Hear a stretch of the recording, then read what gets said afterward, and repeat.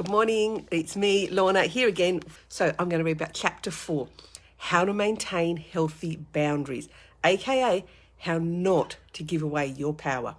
So this chapter is beautiful, bouncy boundaries. The smart woman says, hang out with people who make you their priority, not just an option. In the Western world, the ratio of males to females sits around 50-50. It may shift slightly in some of the age ranges, but generally speaking, there are reasonably even numbers of males to females in this world. So why is it that us women get hooked up on the very first man that's in front of us, as him being the only one that's available? I was guilty of this for many, many years. In fact, many years.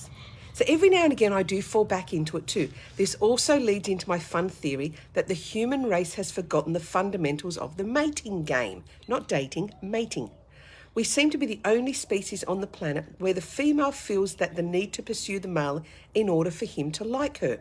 We are so conditioned to ask, does he like me? Rather than the better question of, do I like him? Long gone are the days when we need a man in our lives for our physical survival. So why do we run this pattern? Why is it that So why do we still run this pattern that signals we don't have choices, that we should hope that every man we meet likes us?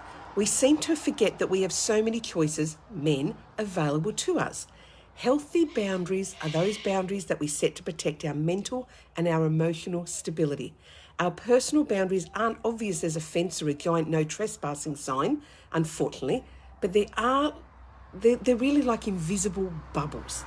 So boundaries are probably the hardest concept that for me to get my head around, particularly when I very first became single.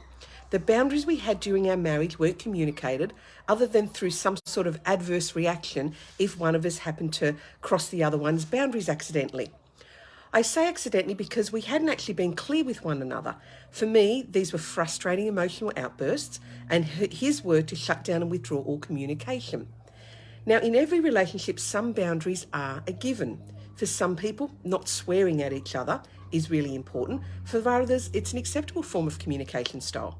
For some people, personal space and personal privacy is important. For others, peeing on the toilet while the other one takes the shower is perfectly acceptable. Every couple establishes these in some way or other.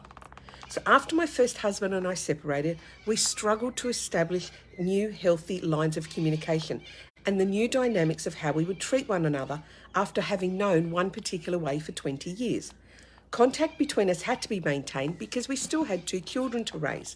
However, for us, there was now a third person influencing that conversation. I witnessed other people successfully establishing this communication as they traversed their newfound singleness. However, we really struggled.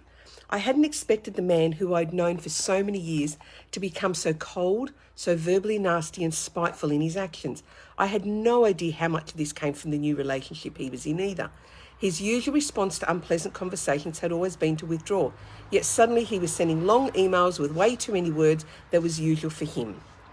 My ex-husband went from someone who shut down and withdrew at the first sign of conflict to now emailing me, continuously making demands when we spoke on the phone, and he was cold, callous and short. We both wanted the split, me because I was so bitterly unhappy living with him because he was setting up his new life with someone else. It also hadn't occurred to me that he was setting up a new life with someone else while he was still with me. So whatever control that impact had in the communication with me, I didn't understand. I doubt that he felt the changes. I doubt that he didn't feel the changes too, and unsettling as this was on his side of the fence as well. Thank you for listening. Thank you for buying my book.